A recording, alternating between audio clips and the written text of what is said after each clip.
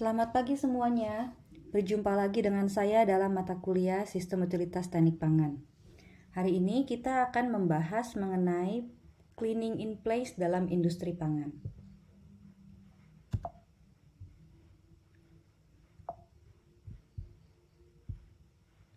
Cleaning in place merupakan suatu metode pembersihan yang banyak sekali digunakan di industri pangan. Pada dasarnya, pembersihan alat-alat atau unit operasi dan jalur produksi dengan menggunakan metode cleaning in place berbeda dengan metode manual. Biasanya pada metode manual, kita perlu membongkar alat atau membongkar saluran perpipaan, lalu membersihkan saluran atau alat tersebut secara manual. Entah misalkan, mungkin dengan direndam pada cairan kimia tertentu, direndam pada deterjen tertentu, atau mungkin dengan menggunakan pembersihan mekanik, misalkan disikat. Sebenarnya, banyak juga pabrik pangan yang masih menggunakan proses manual, terutama untuk proses-proses yang melibatkan tangki-tangki besar. Misalkan pada pabrik gula, tangki-tangki untuk operasinya seringkali perlu dibersihkan secara manual. Jadi tangkinya bisa dibuka dan orang bisa masuk ke dalamnya, lalu melakukan pembersihan secara manual dengan disikat misalnya. Nah, tapi pada industri-industri pangan yang lebih modern dan seringkali membutuhkan tingkat sanitasi yang sangat tinggi, biasanya pembersihan dilakukan dengan metode cleaning in place. Jadi seperti yang telah tadi disebutkan, pada metode cleaning in place, pembersihan dilakukan tanpa melakukan pembongkaran alat. Jadi artinya alat-alat operasi kita, semua jalur produksi masih berada pada posisinya masing-masing, tidak ada yang dibongkar, tidak ada yang dibuka, namun tetap bisa kita bersihkan. Bagaimana caranya? Caranya adalah dengan melewatkan cairan pembersih, baik itu deterjen dalam bentuk larutan kimia ataupun disinfektan sepanjang jalur produksi dan ke seluruh unit operasi. Misalnya tangki, pipa, dan semuanya. Tergantung jenis sanitasi atau tingkat sanitasi yang dibutuhkan, bisa saja cleaning in place dilakukan hanya dengan menggunakan deterjen. Namun, jika memang keadaan atau kondisi alatnya diperlukan steril, maka dapat juga dilakukan atau ditambahkan langkah disinfeksi pada semua alat tersebut. Pada proses cleaning in place, larutan deterjen dan disinfektan biasanya dilewatkan pada jalur produksi, perpipaan, serta unit-unit operasi dengan turbulensi tertentu dan dengan laju alir tertentu untuk membersihkan seluruh permukaan yang berkontak dengan baik bahan baku maupun produk sepanjang proses operasi kita. Saat ini CIP banyak diaplikasikan pada pabrik minuman, misalkan susu, tapi juga tidak terbatas hanya pada susu. Banyak juga pabrik lain yang telah menggunakan proses cleaning in place. Agar dapat memahami lebih jelas dan mendapatkan visualisasi yang baik mengenai apa itu cleaning in place, kita akan melihat video berikut. Berikut adalah video mengenai cleaning in place yang link videonya telah dituliskan di bagian pembukaan slide PowerPoint ini.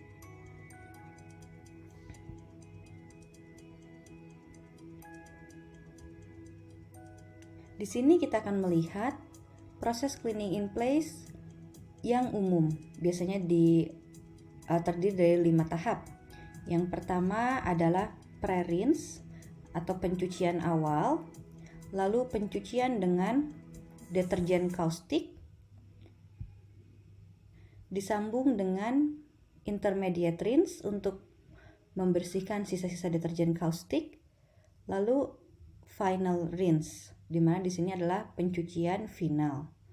Ini adalah tahap cleaning in place yang paling sederhana. Jika dibutuhkan, bisa ditambahkan pencucian dengan disinfektan untuk memastikan bahwa sistemnya berada pada tingkat sanitasi yang tinggi dan steril.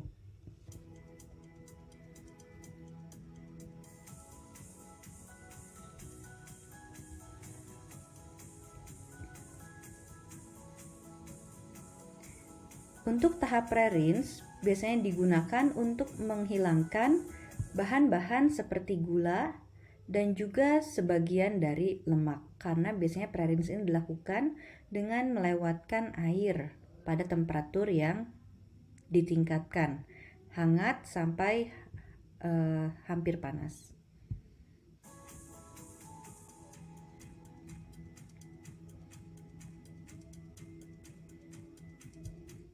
Untuk pencucian dengan deterjen kaustik atau yang bersifat basah, biasanya ditujukan untuk menghilangkan berbagai bahan-bahan yang bersifat organik.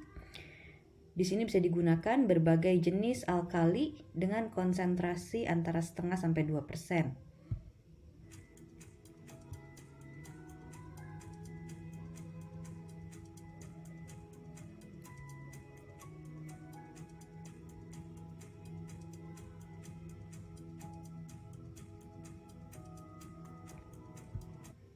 Intermediate rinse dilakukan dengan menggunakan air.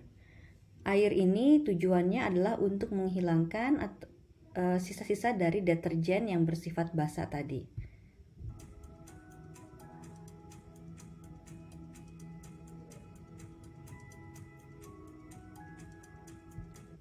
Pada pencucian akhir ini atau final rinse, kita menggunakan air untuk menghilangkan berbagai residu dari atau sisa-sisa dari deterjen yang digunakan.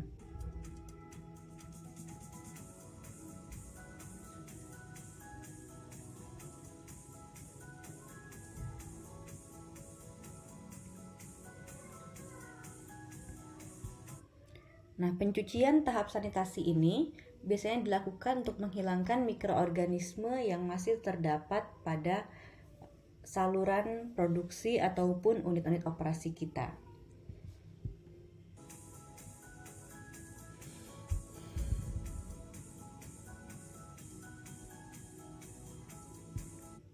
Namun, selain tahap-tahap yang tadi telah disebutkan, 5 tahap tadi, ada beberapa tahap yang juga biasanya dilakukan pada proses cleaning in place. Tahap tersebut digunakan untuk menghilangkan residu-residu yang masih tersisa atau residu-residu yang tidak bisa dihilangkan oleh alkali wash saja. Kita akan melihat pada pemaparan selanjutnya. Pada slide ini kita bisa melihat beberapa keuntungan dan kerugian atau kekurangan dari sistem CIP. Keuntungan yang pertama, sistem CIP ini cocok digunakan untuk membersihkan beragam peralatan proses, mulai dari tangki, jaringan perpipaan, pompa, kerangan, heat exchanger, alat-alat penggerak fluida, dan lain-lain. Juga, sistem CIP ini biasanya sudah terotomatisasi atau tidak perlu lagi usaha manual untuk melakukan pembersihan. Yang ketiga, CIP ini mudah diautomatisasi.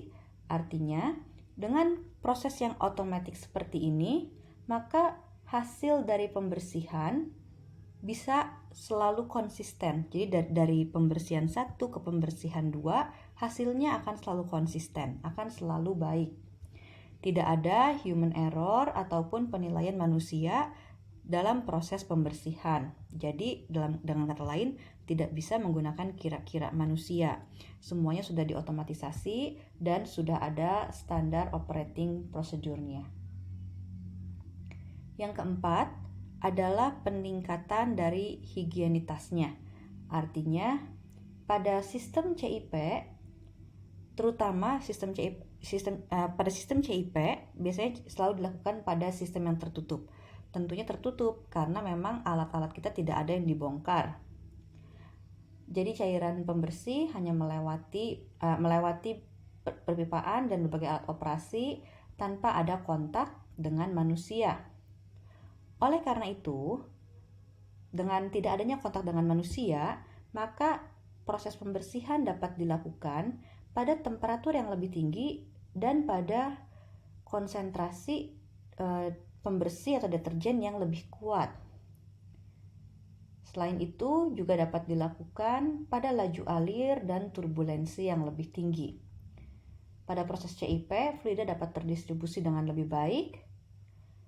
Cairan pembersih dapat menjangkau berbagai area-area yang kotor yang mungkin sulit dijangkau oleh manusia secara manual. Selain itu, karena selama proses CIP tidak dilakukan pembongkaran alat, maka kontaminasi ulang atau rekontaminasi sangat jarang terjadi. Keuntungan berikutnya adalah CIP ini mudah dimonitor. Karena sistem yang otomatis, maka biasanya sistem CIP ini dapat merekam semua sequence dari pembersihannya dan semua kondisi operasinya, misalkan waktunya berapa lama, untuk setiap tahap temperatur cairannya berapa, jenis chemicals-nya apa, dan lain-lain. Hal ini memungkinkan ada monitoring, dokumentasi, dan traceability yang baik. Berikutnya, pada proses CIP, proses pembersihannya atau waktu yang dibutuhkan untuk pembersihan ini relatif lebih cepat, dalam artian adalah ketika kita melakukan sistem CIP, karena kita tidak melakukan pembongkaran alat dan pemasangan kembali, maka secara keseluruhan proses pembersihannya menjadi lebih cepat. Selain itu, dampak lingkungan dari proses CIP ini lebih rendah. Pada proses CIP itu mungkin saja kita melakukan penggunaan kembali dari air atau water recovery yang tinggi, sehingga selain menghemat biaya pengolahan air, kita juga bisa mengurangi jumlah limbah yang dibuang ke lingkungan. Keuntungan terakhir sistem CIP adalah keselamatan kerja yang lebih aman.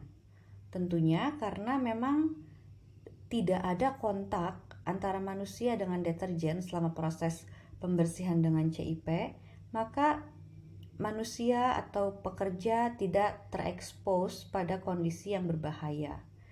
Atau ya misalnya bahan kimia yang berbahaya atau temperatur bahan kimia yang tinggi dan sebagainya. Oleh karena itu, keselamatan kerjanya lebih baik. Untuk kekurangan sistem CIP yang pertama adalah biaya kapital yang tinggi. Tentunya tadi seperti yang telah disebutkan, CIP ini sistemnya terotomatisasi. Dan tadi seperti yang telah kita lihat di video, memang melibatkan beberapa alat begitu ya. Sehingga biaya kapitalnya pasti tinggi. Biaya kapital itu biaya modal. Selain itu, sistem CIP biasanya bersifat custom. Artinya untuk industri satu dengan industri lain, sistem CIP-nya bisa jadi berbeda.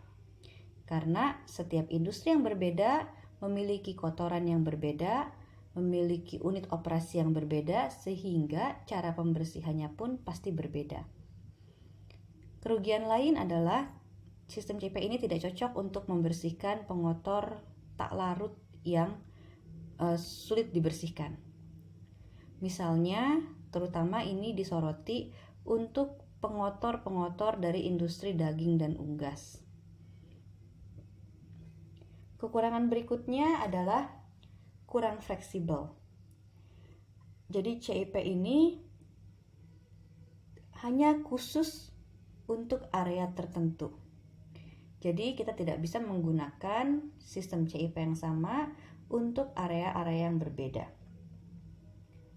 Biasanya sistem CIP ini akan dibangun atau akan diinstal dekat dengan unit operasi atau sistem pemrosesan yang memang akan dibersihkan oleh CIP tersebut.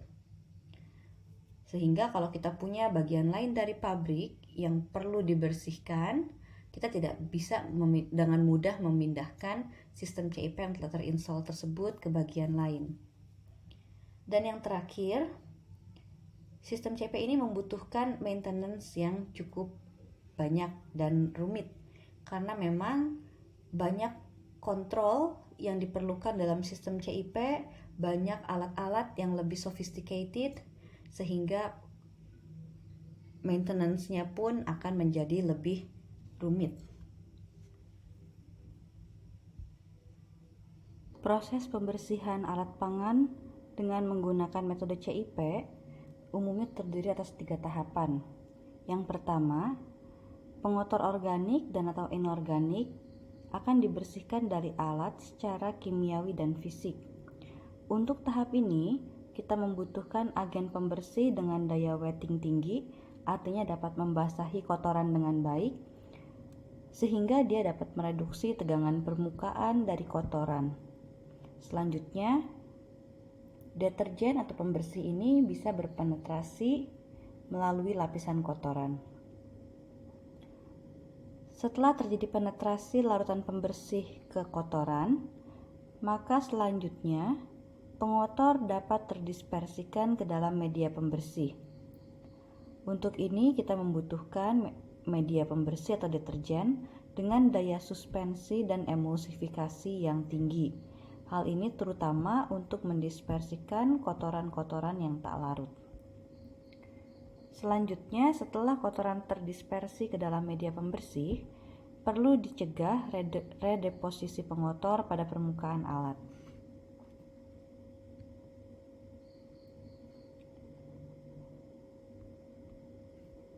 Jenis media pembersih yang digunakan dalam CIP perlu ditentukan berdasarkan kebutuhan spesifik produksi dan juga berdasarkan kotoran yang mungkin terbentuk dalam proses. Namun, secara umum, ada beberapa kriteria pemilihan agen pembersih yang perlu diperhatikan. Yang pertama adalah harus efektif terhadap jenis kotoran yang bervariasi, karena dalam proses pengolahan pangan jarang sekali kita mendapati hanya ada satu jenis kotoran saja. Lalu media pembersih tersebut tentunya harus memiliki daya wetting, emulsifikasi lemak, dan sekuestrasi yang bagus. Demikian juga dengan daya suspensi dan daya dispersi lapisan pengotornya. Lalu media pembersih tersebut harus mempunyai kemampuan membersihkan yang baik walaupun digunakan dalam konsentrasi kecil saja. Hal ini tujuannya untuk menghemat biaya tentunya. Media pembersih yang digunakan juga diharapkan tidak menimbulkan banyak busa, karena jika banyak busa yang muncul, sebenarnya busa tersebut hanya menyulitkan dalam pembilasan residu. Jadi jika kita biasanya mencuci sesuatu, kalau di rumah kita seringkali menganggap bahwa sabun atau pencucian baik itu adalah banyak busanya. Sebenarnya tidak. Banyak pembersih-pembersih lain yang mampu membersihkan tanpa bahkan mengeluarkan busa. Berikutnya, karena CIP ini dilakukan di pabrik pangan, tentunya media pembersihnya harus yang food grade. Tidak beracun, tidak berpengharum, tidak berperwarna. Juga diharapkan media pembersih ini tidak korosif, karena banyak sekali alat-alat industri pangan yang dibuat dari logam. Media pembersih ini juga diharapkan ramah lingkungan dan memiliki sifat biodegradable serta berbiaya murah.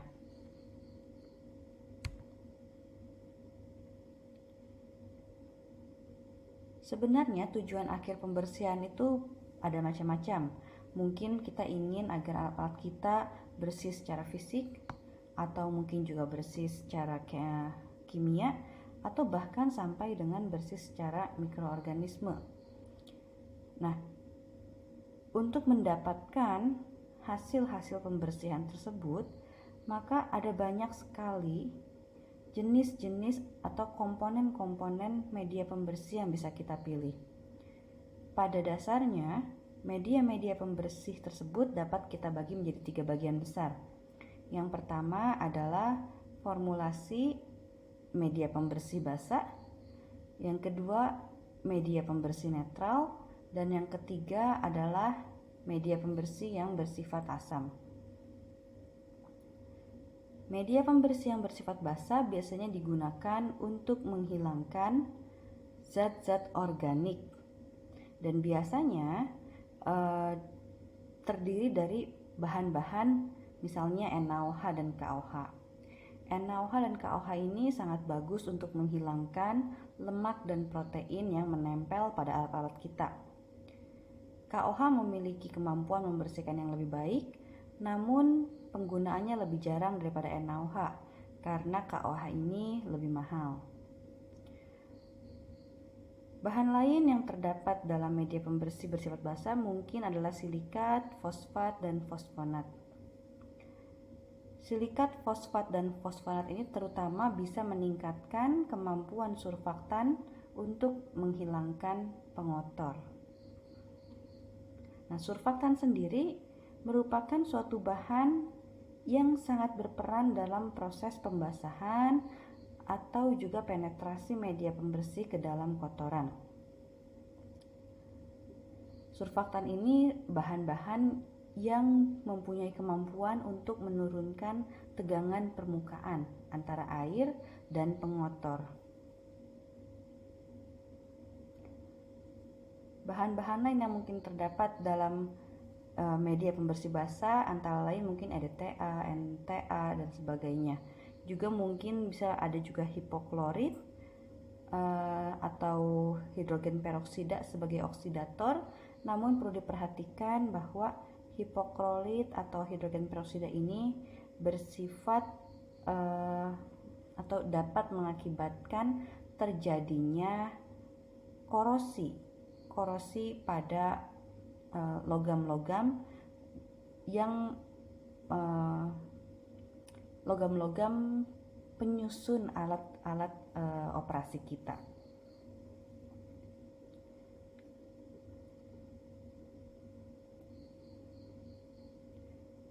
Media pembersih yang bersifat netral berikutnya biasanya digunakan ketika NaOH atau KOH atau media pembersih berbasis alkali mempunyai sifat yang atau dapat mengkorosi bahan-bahan material kita. Misalkan kalau kita punya alat operasi yang dibuat dengan bahan aluminium dan lain-lain, biasanya NaOH dan KOH tidak digunakan.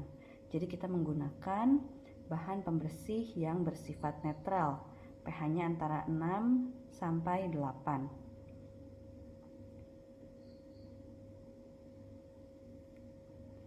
Biasanya bahan yang digunakan adalah bahan-bahan berbasis fosfat, fosfonat atau sitrat.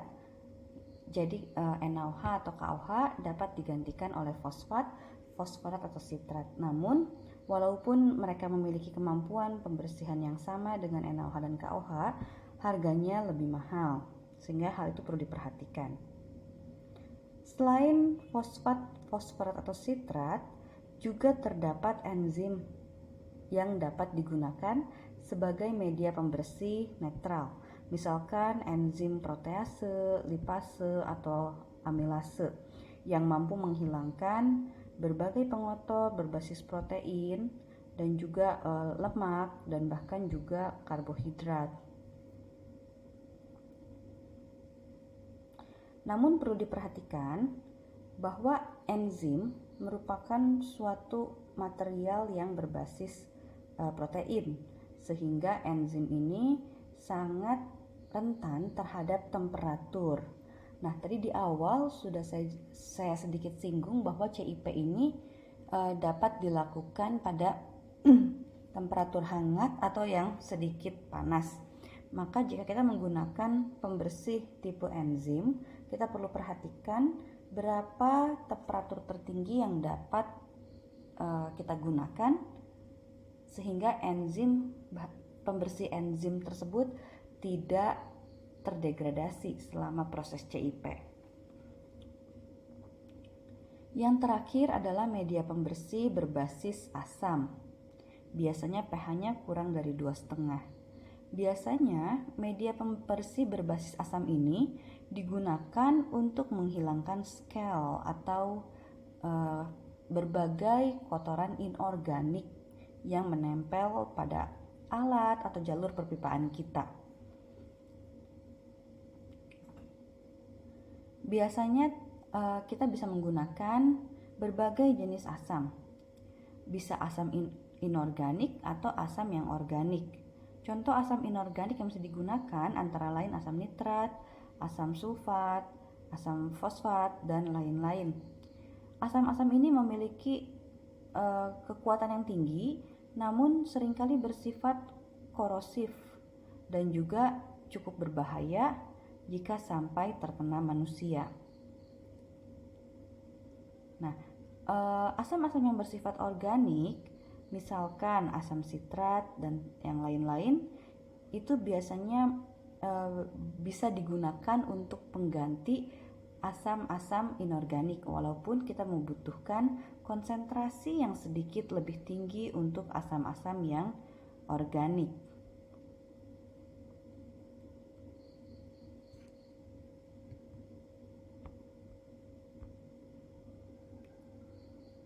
Tadi di awal juga sudah dijelaskan bahwa tergantung tujuan dari pembersihan, kadangkala kita membutuhkan juga disinfeksi dalam proses CIP kita.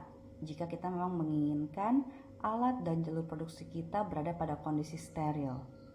Nah, disinfeksi ini bertujuan untuk mengurangi mikroorganisme, bahkan mungkin menghilangkan mikroorganisme yang patogen yang terdapat dalam peralatan.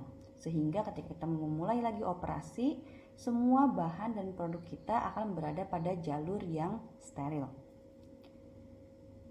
Sebelum kita melakukan disinfeksi pada alat-alat kita, maka kita perlu melakukan pembersihan dulu. Jadi disinfeksi ini merupakan salah satu tahap terakhir dalam CIP.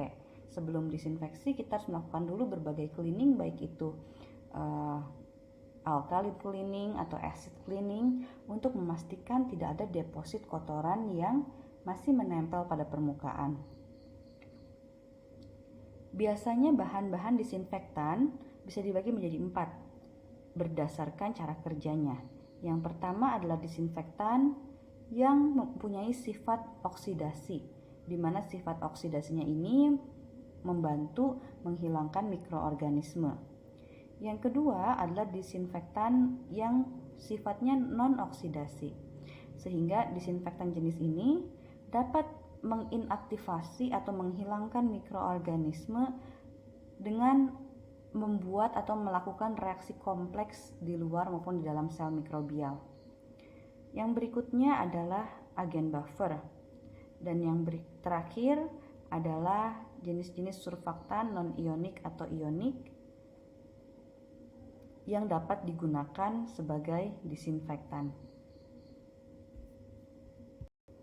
Pada proses CIP, kita menggabungkan manfaat dari energi kimiawi dalam bentuk aktivitas kimia deterjen, energi panas dalam bentuk suhu tinggi dari larutan pembersih, dan juga energi mekanis dalam bentuk turbulensi aliran atau mungkin spraying dari larutan pembersihnya.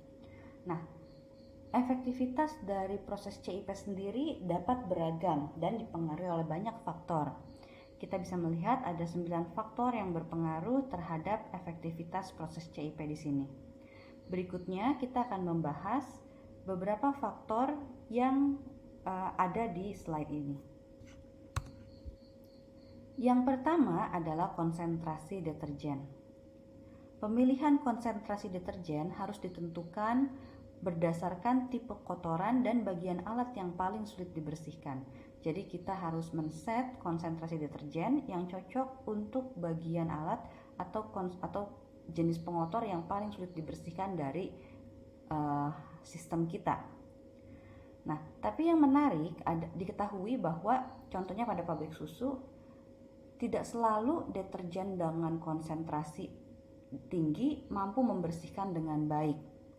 Jadi sebenarnya ada titik optimum berapakah konsentrasi deterjen atau media pembersih yang baik untuk digunakan. Kalau kita lihat di gambar di sebelah kanan, di sini sumbu Y-nya menunjukkan waktu yang dibutuhkan untuk membersihkan per minimum waktu untuk membersihkan. Jadi jika kita mempunyai nilai di sumbu Y sama dengan 1, artinya waktu yang kita butuhkan untuk membersihkan sistem kita itu adalah atau sama dengan waktu minimum yang dibutuhkan untuk membersihkan. Nah, di sini kita bisa lihat pada konsentrasi deterjen yang sangat rendah, maka waktu yang dibutuhkan untuk membersihkan bisa sampai 2 kali waktu minimum yang dibutuhkan. Namun ketika kita meningkatkan konsentrasi deterjennya, maka waktu untuk membersihkannya sama dengan waktu minimum untuk membersihkan. Inilah titik optimum konsentrasi deterjen. Ketika kita meningkatkan lagi konsentrasi deterjen, kita lihat bahwa waktu yang diperlukan untuk membersihkan sistem kita malah meningkat. Hal ini menunjukkan bahwa konsentrasi deterjen yang terlalu tinggi tidak efektif. Selain itu juga tidak ekonomis. Kenapa? Karena kita menambahkan banyak deterjen, yang artinya menambahkan banyak biaya operasional, namun mendapatkan kapasitas pembersihan yang atau membutuhkan waktu pembersihan yang tidak terlalu baik. Nah, secara umum ada beberapa rekomendasi yang dapat kita pilih. Misalkan untuk tangki, jalur pipa dan fermentor kita pakai 1% NaOH dan sebagainya. Kita bisa melihat pada informasi yang ada di kiri bawah. Faktor berikutnya yang mempengaruhi performa dari CIP kita adalah temperatur. Semakin tinggi temperatur larutan deterjen, maka pembersihan akan semakin efektif. Sebenarnya sifat ini sudah banyak sekali atau sudah sangat umum kita ketahui. Hal ini sama seperti hukum Arrhenius yang sudah kita ketahui ya, bahwa dengan peningkatan temperatur, dulu kita belajar laju reaksi, maka laju reaksi akan semakin tinggi.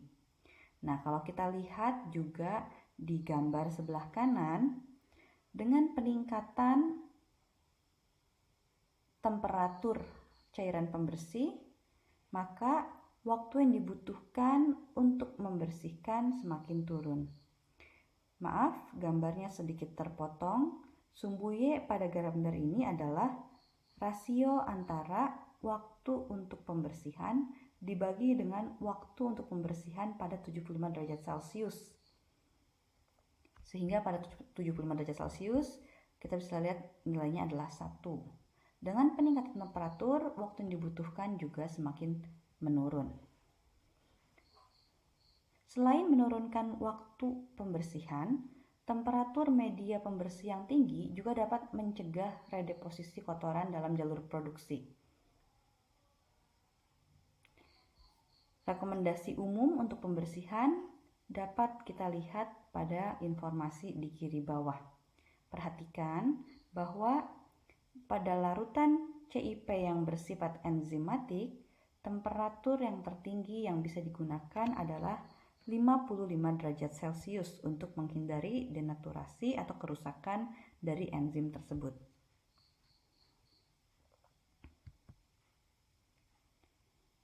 Faktor lain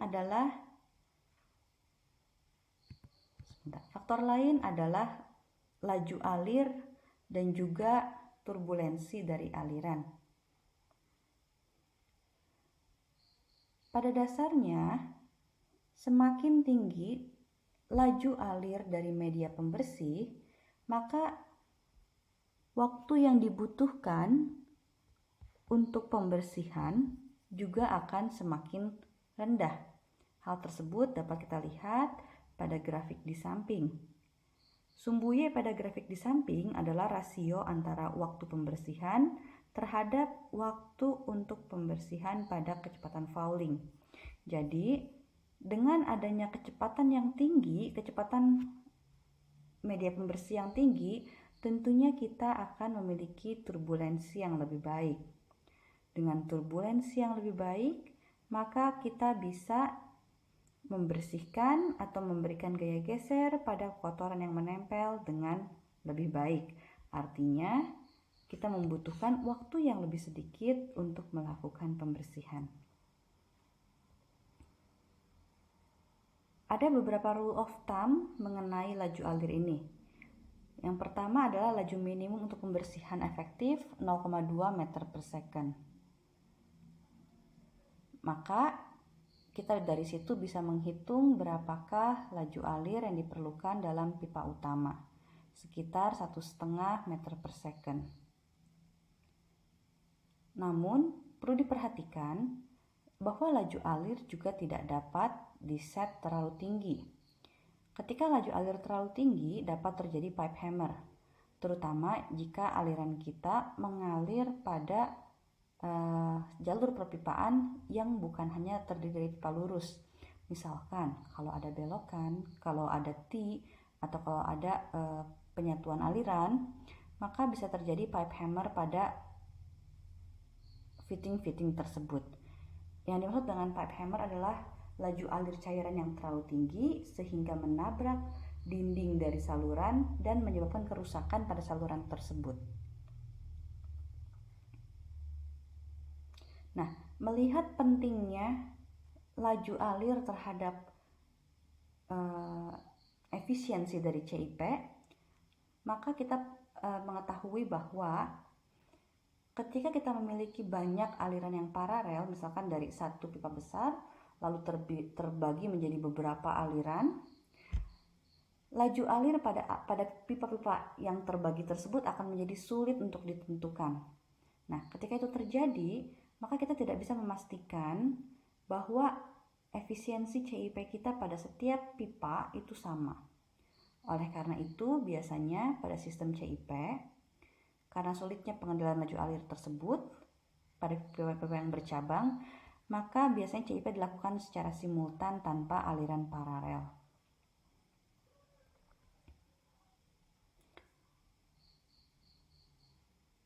Faktor lain yang harus diperhatikan adalah kemungkinan adanya hilang tekan pada pipa.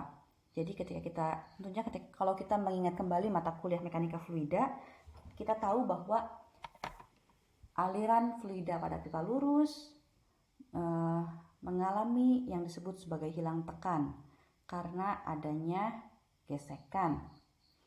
Nah, selain itu juga adanya fitting, valve, dan sebagainya juga mempengaruhi dan menambah hilang tekan.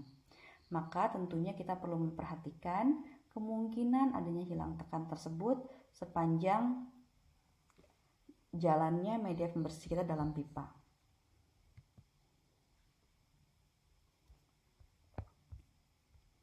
Berikutnya adalah efek mekanis pada pembersihan tangki atau bejana. Jika tadi kita membicarakan aliran media pembersih pada pipa, maka sekarang kita lihat kalau misalkan CIP tersebut kita lakukan pada tangki misalkan ya. Nah, biasanya CIP pada tangki dilakukan dengan menggunakan spray ball. Jadi, cairan pembersihnya dispraykan ke permukaan tangki. Nah, perlu diperhatikan di sini kita membutuhkan pompa dengan kapasitas yang mencukupi karena kita akan menspraykan cairan pembersih ke sekeliling tangki.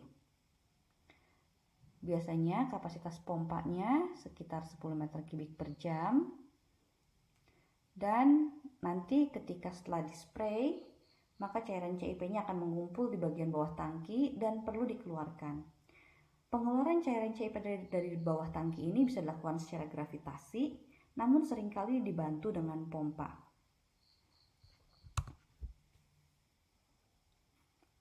Faktor berikutnya yang kita lihat adalah waktu. Tentunya, secara umum, semakin lama CIP dilangsungkan, maka hasilnya akan semakin bersih. Namun, kita perlu memperhatikan trade-off antara tingkat kebersihan dengan waktu. Tentunya, ketika kita melakukan CIP dengan lebih lama, dengan waktu yang lebih panjang, maka downtime dari production line akan menjadi meningkat. Artinya banyak waktu di mana tidak terpakai untuk produksi. Nah, hal tersebut tentunya tidak ekonomis. Oleh karena itu, biasanya kita dapat melakukan strategi dengan menggunakan larutan pembersih dalam jumlah besar yang diaplikasikan pada permukaan yang kotor.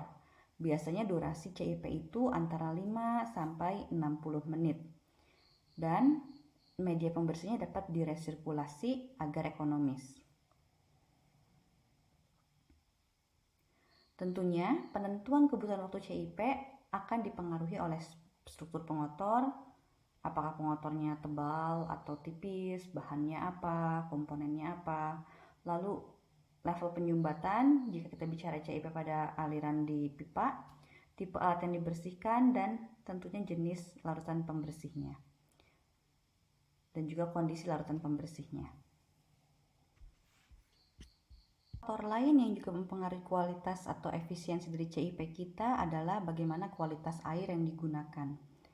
Tentunya air merupakan komponen utama dalam proses CIP karena dia membentuk atau merupakan bagian utama dari media pembersih kita. Pada umumnya, air yang aman digunakan untuk CIP adalah air yang bisa langsung dikonsumsi atau masuk dalam kategori potable water. Nah, jadi kalau kita menggunakan air dari keran di Indonesia, itu tidak masuk kualitas air yang cocok untuk CIP sebenarnya, karena bukan masuk kategori air yang potable. Air itu harus bebas dari ion logam toksik, mikroorganisme patogen, dan lain-lain. Di sini kita bisa melihat ada beberapa parameter kualitas air yang paling krusial dan perlu dimonitor untuk keperluan CIP. Pada dasarnya, parameter-parameter penting ini sama dengan parameter-parameter penting yang sering kali kita temui ketika kita menganalisis atau menentukan kualitas air umpan boiler atau air untuk pendinginan di menara pendingin contohnya ya. Jadi kita akan melihat bagaimana nilai dari parameter-parameter ini pada pertemuan minggu depan. Sekalian kita akan membahas bagaimana sih perbedaan nilai parameter-parameter kualitas air ini untuk CIP, untuk umpan boiler, atau untuk air pendingin. Kita akan bandingkan. Nah, tadi di awal kuliah kita sudah melihat sebuah video singkat di mana pada video tersebut terdapat 5 langkah untuk CIP yang sederhana. Yang mana langkah tersebut meliputi pre-rinse, alkali cleaning, intermediate rinse, final rinse, dan disinfection jika dibutuhkan. Nah, juga seperti yang tadi telah saya sampaikan bahwa CIP itu bersifat custom. Untuk pabrik yang berbeda, untuk produksi yang berbeda, maka tentunya program CIP yang dilakukan akan berbeda pula. Selain itu juga kualitas air yang digunakan berbeda, atau jika kita membersihkan bagian yang berbeda, program CIP yang digunakan juga akan berbeda. Nah, secara lengkap CIP itu mengikuti tahapan-tahapan berikut. Yang pertama adalah product flush, lalu pre-rinse, recirculated alkaline wash, first intermediate rinse, recirculated acid wash, second intermediate rinse, disinfection, final rinse, and drying. Tentunya tahapan-tahapan ini bisa custom dan bisa disesuaikan dengan kebutuhan industri kita. Saya akan jelaskan satu persatu. Untuk product flush ini artinya adalah ketika kita mengeluarkan semua produk dari jalur dan alat produksi kita. Jadi sebelum kita melakukan pembersihan dengan menggunakan berbagai media pembersih atau air, kita harus mengeluarkan dulu seluruh produk kita dari saluran dan dari semua alat. Hal ini dilakukan untuk mengurangi pengotor yang ada dalam alat atau jalur yang ingin kita bersihkan. Biasanya product flush ini dilakukan dengan mengeluarkan produk atau bahan kita, disusul dengan peniupan compress air, jadi udara bertekanan ya, atau kadang-kadang juga dengan mengalirkan air.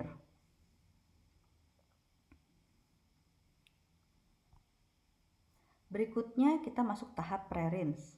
Pada tahap pre-rinse ini kita menggunakan air potable water tentunya pada temperatur 25 derajat Celcius, jadi pada temperatur kamar misalnya. Kita bisa menggunakan air dari sumber air kita, maksudnya air yang fresh begitu ya, atau kita bisa juga menggunakan air hasil recovery, maksudnya jika kita pernah melakukan CIP sebelumnya, lalu kita melakukan final rinse pada CIP sebelumnya, biasanya final rinse ini sudah sangat bersih airnya. Jadi biasanya air yang keluar dari proses final rinse ini punya kebersihan yang masih bagus. Nah, air yang keluar dari final rinse ini bisa kita simpan dan digunakan sebagai air pada proses pre-rinse di pembersihan berikutnya. Tapi tentunya harus kita monitor dengan ketat bagaimana kualitas airnya ya. Jadi pada proses pre-rinse ini biasanya kita bisa menghilangkan berbagai pengotor-pengotor lemak, karbohidrat, dan berbagai jenis protein dalam jumlah yang cukup banyak. Hal ini untuk membantu atau untuk memperingan tugas dari alkaline wash. Nah, biasanya tahap pre-rinse ini dilakukan secara once through. Artinya airnya dimasukkan ke sistem kita, dikeluarkan, lalu dibuang. Ya, jadi tidak kita tampung lagi dan digunakan berulang-ulang. Biasanya tahap pre-rinse ini dilakukan selama 3-10 menit tergantung bagaimana tingkat kekotoran dari sistem kita. Dan biasanya kita bisa mengidentifikasi pre-rinse ini selesai secara visual ketika effluentnya atau keluaran dari pre-rinse ini sudah terlihat jernih. Tahap berikutnya adalah recirculated alkaline wash. Nah, di sini kita biasanya menggunakan bahan-bahan alkalin 1-3% tergantung bagaimana kebutuhannya dan pada temperatur 55-90 derajat Celcius. Biasanya tahap pre-rinse ini dilakukan pada waktu yang cukup lama, 10-30 menit, atau kadang-kadang kalau misalkan pengotornya sangat banyak, sangat bandel begitu, kita bisa menggunakan 60 menit. Nah, pada tahap recirculated alkaline wash ini kita menggunakan media pembersih, menambahkan deterjen, menambahkan bahan kimia. Maka untuk mencapai atau untuk mendapatkan operasi yang ekonomis, media pembersih ini selalu kita resirkulasi biasanya. Ya, jadi pada industri-industri yang besar begitu ya, jarang kita melakukan alkaline wash atau tidak pernah mungkin ya melakukan alkaline wash dengan sistem once through. Jadi biasanya selalu diresirkulasi.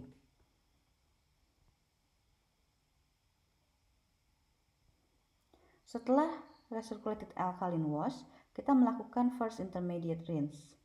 Pada first intermediate rinse ini kita menggunakan potable water lagi pada temperatur hangat atau mungkin pada temperatur ruangan juga cukup. Di sini kita menghilangkan pengotor-pengotor yang mungkin masih ada, yang sudah tidak melekat lagi, dan juga menghilangkan sisa-sisa pembersih alkalin tadi. Biasanya tahap first intermediate rinse ini berlangsung 3-10 menit tergantung alat apa yang sedang kita bersihkan. Nah, untuk mendeteksi selesainya first intermediate rinse ini kita bisa menggunakan deteksi pH. Jadi begitu effluent dari first intermediate rinse ini sudah tidak lagi bersifat basah, atau misalkan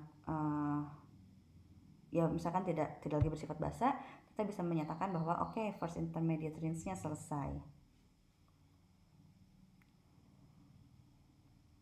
Berikutnya kita masuk ke tahap recirculated acid rinse. Ini tahap yang opsional, artinya jika tidak diperlukan tidak perlu dilakukan ya. Namun tergantung pengotor yang kita miliki, terkadang kita perlu juga melakukan recirculated acid wash ini. Biasanya kita menggunakan bahan-bahan asam dengan konsentrasi 0,5-2% pada temperatur 50-70 derajat Celcius dan waktu pembersihan antara 3-20 menit saja.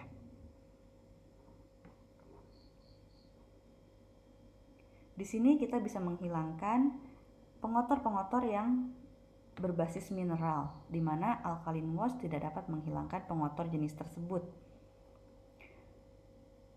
Berikutnya kita melakukan second intermediate rinse. Di sini juga kita menggunakan air potable water pada temperatur ambien pada suhu kamar untuk membersihkan sisa-sisa dari deterjen atau dari media pembersih sebelumnya.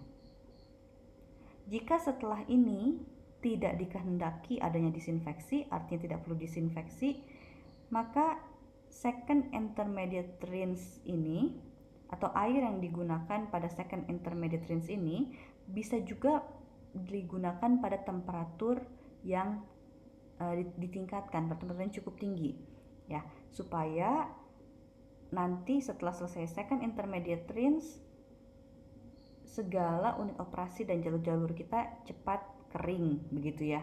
Ini dilakukan jika tidak diinginkan atau tidak diperlukan disinfeksi setelahnya. Namun jika diperlukan disinfeksi, kita bisa menggunakan air pada temperatur ruang saja. Nah, biasanya di sini juga kita melakukan second intermediate rinse selama 3-10 menit saja. Berikutnya disinfeksi. Disinfeksi ini dilakukan jika memang kita tidak menginginkan adanya mikroorganisme yang tersisa sama sekali pada jalur produksi kita. Jika kita melakukan disinfeksi yang bersifat atau yang menggunakan chemical, kita bisa menggunakan air yang sudah dicampurkan dengan disinfektan, begitu ya, pada temperatur ruang, lalu tinggal disirkulasikan pada sistem kita. Namun kadang-kadang juga kita bisa menggunakan steam pada proses disinfeksi ini. Jika kita menggunakan steam, tentunya kita bisa melakukannya pada waktu yang lebih singkat. Jadi biasanya kalau untuk steam kita hanya membutuhkan 20 menit saja untuk melakukan disinfeksi. Dan yang terakhir adalah pembersihan final atau final rinse. Di sini kita menggunakan air yang sudah sangat bersih sekali, ya, untuk memastikan bahwa semuanya sudah selesai. Air pada final rinse ini perlu kita tes dengan sangat hati-hati, baik itu pH-nya atau konduktivitasnya. Di sini kita perlu tes untuk memastikan bahwa tidak ada lagi residu, pengotor ataupun media pembersih yang masih tertinggal dalam sistem kita. Terakhir kita melakukan pengeringan. Jadi setelah dibersihkan, didisinfeksi dan dibilas terakhir, kita keringkan sistem kita. Untuk pengeringan, kita bisa meniupkan udara steril ke dalam sistem kita. Ya, udara steril bisa diperoleh dari udara terkompresi, udara bertekanan yang dilewatkan pada sebuah filter tertentu, sehingga semua mikroorganisme akan tertahan oleh filter tersebut. Terdapat empat konsep utama dari CIP. Yang pertama adalah Fill, Boil, and Dump Cleaning Systems. Yang kedua adalah Single Path CIP System. Yang ketiga adalah Single Use CIP Systems. Dan yang keempat adalah Reuse CIP Systems. Pada sistem-sistem ini terdapat perbedaan, misalnya apakah kita mensirkulasikan cairan pembersihnya, lalu juga berbeda dalam tingkat kompleksitas alirannya dan sebagainya. Kita akan lihat satu persatu. Yang pertama adalah sistem Fill, Boil, and Dump Cleaning. Jadi ini sistem yang sangat sederhana dan digunakan dalam pembersihan tangki. Apa yang terjadi pada sistem ini? Sesuai dengan namanya. Jadi pertama, pada awal proses kita mengisi tangki dengan larutan pembersih yang cukup. Jadi ini sudah larutan pembersih, sudah campuran antara air dan deterjen. Air masuk lewat sini, deterjen masuk lewat sini.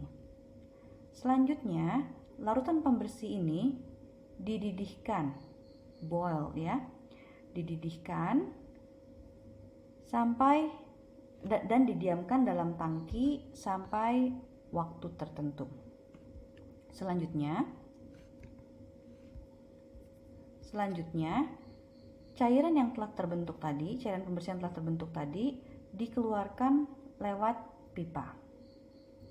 Jadi selain tangkinya yang bersih, juga jalur pipanya dibersihkan. Pada sistem yang sederhana ini, kita tidak membutuhkan pipa atau spray tambahan. Jadi untuk membersihkan tangki ini, kita tidak memerlukan spray tambahan.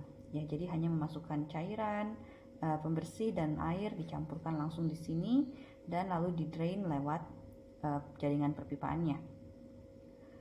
Hal ini akan mengurangi biaya kapital karena kita tidak butuh pipa, tidak butuh spray.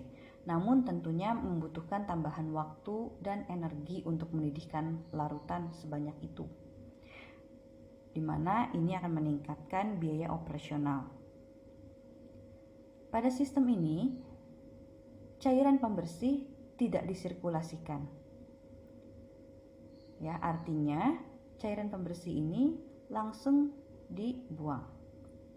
Tentunya sisi baiknya adalah tidak akan ada residu pengotor yang berputar kembali dan terakumulasi dalam tangki ataupun dalam sistem perpipaan kita. Namun, biaya air dan deterjennya menjadi lebih tinggi. Selain itu, karena sistem ini bisa dibilang dalam tanda kutip semi manual ya, jadi hasilnya bisa jadi kurang konsisten dan sulit dimonitor. Sistem yang kedua adalah single path CIP system. Jadi pada single path CIP system ini kita memiliki sebuah tangki air. Pada tangki air ini kita bisa memasukkan deterjen atau media pembersih. Atau media pembersih tersebut bisa juga dimasukkan secara inline di sini. Jadi seiring airnya keluar dari pipa sambil dicampurkan dengan media pembersihnya. Lalu cairan pembersih tersebut akan memasuki atau dipompakan oleh CIP supply pump, dan di sini kita lihat ada penyemprotan, disemprotkan ke tangki yang sedang ingin kita bersihkan. Selanjutnya cairan pembersih yang ada dalam tangki di-drain keluar dari tangki melalui sistem perpipaan. Sistem ini juga biasanya dilakukan tanpa sirkulasi. Jadi, cairan pembersih yang telah keluar dari tangki langsung dibuang saja. Di sini memang ada penambahan biaya kapital dibandingkan metode yang fill, boil, and dump tadi, yaitu kita membutuhkan water tank, membutuhkan sedikit sistem perpipaan untuk CIP supply, dan juga membutuhkan spray dalam tangki. Namun jika dihitung-hitung sebenarnya biaya kapitalnya tidak terlalu besar juga. Nah, pada proses ini juga untuk setiap siklus pembersihan maka kita harus membuat pembersih baru. Ya, jadi pembersihnya tidak digunakan berulang-ulang. Sehingga hasilnya juga sulit dimonitor dan divalidasi.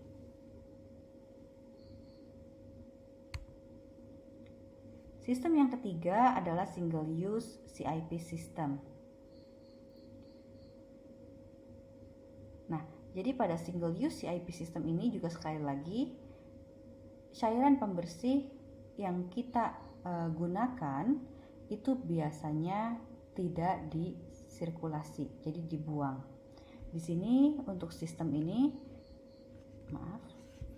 untuk sistem ini kita biasanya membutuhkan satu deterjen tank, ini tangki media pembersih, dan satu tangki air recovery. Jadi memang media pembersih yang lalu disirkulasikan ke sistem kita tidak lagi dimasukkan ke deterjen tank, tapi dibuang biasanya. Namun air final rinse, mungkin juga yang secondary intermediate rinse dan lain-lain, itu bisa di recovery dan disimpan dalam recovered water tank. Nah, pada sistem ini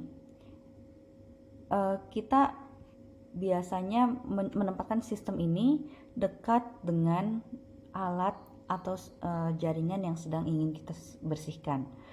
Hal ini dilakukan untuk memperpendek jalur inlet dan outlet dari larutan CIP sehingga bisa menghemat jumlah media pembersih yang perlu digunakan. Nah, untuk penampungan kembali air, water recovery begitu ya. Untuk water recovery dari final rinse itu biasanya juga kita menambahkan unit-unit lain. Kenapa? Untuk menjaga kualitas dari air yang di recovery tersebut. Tentunya walaupun kita bisa bilang final rinse itu sudah dalam kondisi yang cukup bersih, namun untuk memastikan lagi kualitasnya biasanya kita menambahkan misalnya membran ultrafiltrasi atau evaporator untuk memastikan tingkat kemurnian dari air tersebut.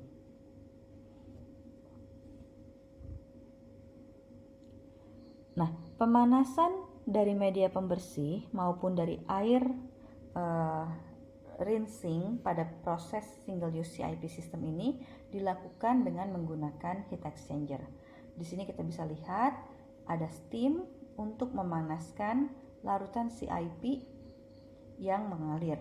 Jadi larutan CIP atau air bisa mengalir lewat sini, lalu disirkulasikan terus ke tangkinya sampai mencapai temperatur yang diinginkan. Begitu temperatur yang diinginkan tercapai, maka valve yang mengarah ke tangki ditutup dan cairan tersebut atau air tersebut mengalir ke sistem yang sedang ingin kita bersihkan. Di atas ini kita bisa melihat ada CIP return. Ini adalah media pembersih atau air yang telah digunakan dalam proses CIP untuk selanjutnya dibuang atau di recovery. Nah, berikutnya kita akan masuk ke sistem reuse CIP system. Jadi reuse CIP system ini adalah sistem di mana kita menggunakan kembali berbagai media pembersih yang kita miliki atau yang kita gunakan pada siklus CIP sebelumnya. Pada reuse CIP system ini kita membutuhkan 4 tangki. Tangkinya caustic water tank untuk alkalin, media pembersih alkalin, acid tank untuk media pembersih asam, ada recovered water tank dan final rinse tank. Pada dasarnya ini mirip dengan yang single use CIP system tadi. Jadi media pembersihnya melewati heat exchanger untuk dipanaskan sampai dengan temperatur tertentu lalu masuk ke dalam sistem. Nah, tapi perhatikan bahwa di sini setiap media pembersih bisa di recovery atau bisa diambil kembali dan mereka disimpan pada tangki-tangki yang berbeda. Pada proses CIP atau CIP kita juga perlu memperhatikan kemungkinan adanya dead areas. Dead areas ini adalah lokasi-lokasi atau tempat-tempat di mana mungkin terjadi penumpukan atau akumulasi produk ataupun cairan pembersih kita. Jadi ini adalah area-area di mana produk atau cairan pembersih mungkin tidak mengalir kemana-mana dan hanya diam di situ. Tentunya hal tersebut akan mengurangi efektivitas dari proses CIP kita. Nah, sekarang kita lihat gambar yang ada di sebelah kanan. Di sini kita bisa melihat ada aliran CIP in dan ada aliran CIP out. Ada tangki A, B, C, dan D. Misalkan kita akan membersihkan tangki D. Di sini tangki D sedang di-spray ceritanya ya. Nah, pada proses ini ada kemungkinan terjadi beberapa dead areas. Yang pertama adalah pada inlet di tangki A atau kita lihat di sini digambarkan dengan angka 1. Pada angka 1 ini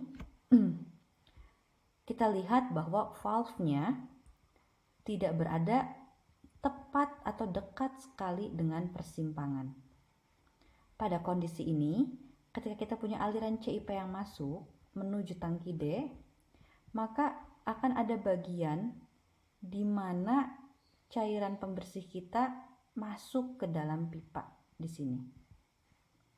Nah, nanti saat kita selesai melakukan CIP dan melakukan produksi lagi, kita tidak bisa memastikan bahwa cairan pembersih ini telah hilang atau telah di-remove, ya. Bisa jadi cairan pembersih ini akan tetap ada di sini, dan ketika kita melakukan produksi, memasukkan produk ke sini, nanti produknya ikut mendorong cairan ini dan akhirnya produk kita akan terkontaminasi. Oleh karena itu penting bagi kita untuk memastikan dalam sistem CIP ini, ketika kita punya persimpangan seperti ini ya, pembagian aliran seperti ini, kita pastikan kita punya valve yang posisinya dekat dengan persimpangan aliran. Demikian juga dengan aliran-aliran dari CIP cairan pembersih return ya. Contohnya di sini, kita lihat pada cabang 1 aksen dan 2 aksen di sini ya. Valve-nya juga sekali lagi tidak diposisikan persis berada pada cabangan aliran, sehingga akan ada area mati isinya atau dead end di sini. Ya. Lalu pada sistem CIP juga kita perlu memperhatikan bahwa kita butuh adanya satu jalur yang menghubungkan antara CIP in dan CIP out tanpa melewati unit operasi atau jalur operasi apapun. Ya. Jadi jalur ini, jalur 5 itu dijaga oleh valve 6.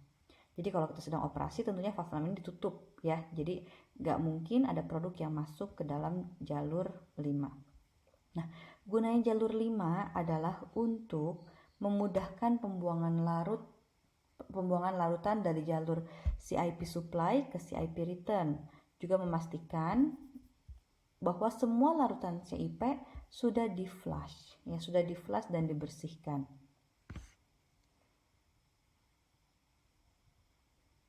Lalu perhatikan juga di sini bahwa di setiap bagian atau setiap aliran CIP yang menuju ke unit operasi ataupun yang menuju ke CIP return selalu ada 2 valve. Ya, perhatikan di sini ada 2 valve. Apa gunanya 2 valve ini? Gunanya 2 valve ini untuk menurunkan resiko kontaminasi. Jadi jika hanya ada 1 valve, contohnya yang dipasang di cabang 1 dan 2 ini, maka ada kemungkinan kontaminasi produk jika valve ini sampai bocor atau valve ini ada yang kurang optimum begitu ya. Demikian juga di CIP return line. Di sini pada aliran 1 aksen dan 2 aksen bisa jadi ada kebocoran, sehingga hal tersebut perlu diperhatikan ya. Oleh karena itu biasanya pada CIP kita menggunakan lebih dari 1 valve untuk meminimalkan resiko kebocoran. Nah, untuk pembersihan tangki dan bejana biasanya kita lebih efisien jika kita melakukan pembersihan dengan menggunakan alat-alat pembersih tangki stasioner atau rotari ya, yang disemprot itu. Proses pembersihan akan menjadi lebih cepat, lebih produktif, konsisten, dan reproducible. Artinya hasil pembersihannya akan selalu sama dari batch ke batch dibandingkan jika kita menggunakan metode fill, boil, and dump. Nah, pada proses penyemprotan tangki dan bejana dengan cairan pembersih tersebut, kita memanfaatkan kekuatan dari semprotan tersebut untuk melepaskan kotoran. Juga daya mekanis dari cairan yang lalu menempel di dinding bejana, di dinding tangki, dan mengalir turun ke bawah secara free fall. Nah, berikut di sini bisa kita lihat beberapa alat spray dan jet devices untuk CIP. Misalkan ada stationary spray device seperti ini, ya, di mana device-nya diam dan cairannya menyembur dari lubang-lubang yang ada di device. Juga ada rotary spray device, di mana bola atau device-nya ikut berputar sehingga menimbulkan pola aliran yang seperti ini. Dan juga ada rotary jet device di sini ya, di mana putarannya pada mode tertentu sehingga kita mendapatkan pola semprotan yang seperti ini. Oke, kita bisa melihat untuk masing-masing device yang berbeda, maka pengaruh dari berbagai kondisi operasinya akan berbeda. Misalkan pada stationary spray device, waktu memiliki pengaruh terbesar terhadap keefisienan pembersihan. Sedangkan pada rotary jet device, mechanical action atau mungkin bisa saya sebut sebagai gaya geser oleh fluida terhadap kotoran, ini memiliki porsi paling besar dalam pembersihan. Nah, ketika kita melihat ada device yang bisa menyemprotkan cairan pembersih, maka kita tentunya bertanya-tanya, setinggi apa device tersebut harus dipasang? Apakah di paling atas tangki, paling bawah tangki, di tengah-tengah, atau di mana? Nah, jadi ketinggian instalasi dari device tersebut dapat kita hitung. Di sini ya. Ketinggian instalasi itu kita kasih simbol D, di mana D adalah ketinggian dom ditambah dengan ketinggian dari CS ya. CS itu adalah cleaning device. Ya, seperti kita bisa lihat pada gambar di atas. Nah, untuk ketinggian dom maupun ketinggian CS bisa kita hitung sehingga kita bisa menghitung juga berapakah ketinggian instalasi dari cleaning device kita.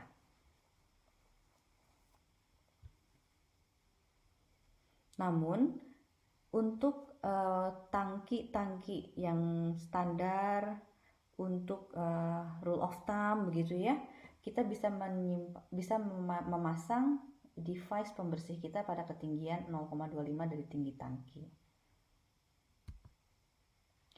Nah, selanjutnya cairan pembersih yang telah membersihkan tangki tersebut akan terkumpul di bagian bawah tangki. Ketika cairan tersebut terkumpul, maka tentunya kita suatu saat harus mengeluarkan cairan tersebut ya, terutama ketika CIP sudah selesai.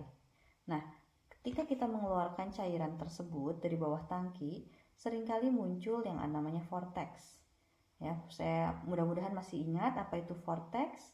Vortex ini tidak diinginkan karena vortex ini bisa mengakibatkan pompa kita mengalami kavitasi. Ya, jadi pompa CIP return-nya bisa mengalami kavitasi. Nah, biasanya kita meninggalkan sedikit cairan di dalam bejana kita, mungkin sekitar 5 cm untuk mencegah terjadinya kavitasi pompa. Namun vortex bisa dicegah oleh beberapa strategi. Bisa kita lihat di bagian kiri bawah slide. Ada beberapa strategi pencegahan vortex. Yang sering digunakan adalah dengan pemasangan flat vortex breaker plate. Ya, kalau misalkan diingat kembali pada kuliah mekanika fluida dulu kita pernah membahas ketika kita mengaduk cairan, maka vortex bisa diatasi dengan penambahan baffle. Nah, di sini pada proses CIP ini ketika kita ingin mengeringkan tangki, maka vortex bisa kita atasi atau bisa kita kurangi dengan menambahkan atau dengan memasang flat vortex breaker plate seperti yang ada pada gambar di bagian kanan. Nah, pada proses CIP kita seringkali menggunakan cairan pembersih ataupun air dengan temperatur yang cukup tinggi, bisa sampai 90 derajat Celcius. Nah, selain itu juga kita punya ada pompa return CIP, di mana pompa return CIP ini gunanya adalah untuk mengembalikan cairan yang ada dalam cairan pembersih yang sudah terkumpul dalam tangki dikembalikan ke CIP tank, begitu ya. Nah, dua hal tersebut, temperatur cairan pembersih yang tinggi dan juga adanya CIP return tank itu bisa menyebabkan terjadinya vakum ya, atau penurunan tekanan pada tangki kita. Jadi jika kita punya bejana-bejana yang beroperasi pada kondisi atmosferik, tentunya kita perlu melengkapi bejana tersebut dengan ventilasi. Ya, gunanya apa? Untuk menyeimbangkan tekanan. Jika tidak ada ventilasi ini, maka bisa terjadi, kita lihat tangkinya seperti yang digambar jadi hancur ya. Kenapa? Karena tekanan dalam tangkinya menurun. Menurun disebabkan oleh temperatur larutan CIP yang tinggi atau juga karena adanya CIP return pump tadi. Ya. Nah, demikianlah hal-hal yang harus diperhatikan dan dipertimbangkan dalam proses CIP di industri pangan. Sekian kuliah hari ini, terima kasih.